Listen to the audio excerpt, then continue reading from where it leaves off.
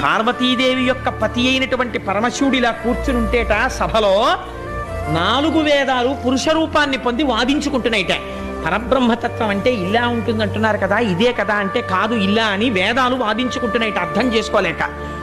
చతుర్ముఖ బ్రహ్మగారు సనక సనందాది మహర్షులు అంజలి ఘటించి పరమశివాని అనుగ్రహం మా యందు ప్రసరించి జ్ఞానం ఇమ్మమని అడుగుతున్నారట. ఇట్లా పార్వతీ పరమేశ్వరుల్ని చూసి ప్రొంగిపోయిన హృదయంతో భృంగి నాట్యం చేస్తున్నట్ట. 7 మాతృకలు పార్వతీ పరమేశ్వరుల పక్కన నిలబడి వింజామరులు వీస్తుంటే వాళ్ళ చేతులకున్న కంకణముల ధ్వని వినపడుతోంది. అంత పరమ పవిత్రమైనటువంటి సభలోకి ఈ చిత్రకేతువు తన విమానంలోంచి కిందికి దిగాడు.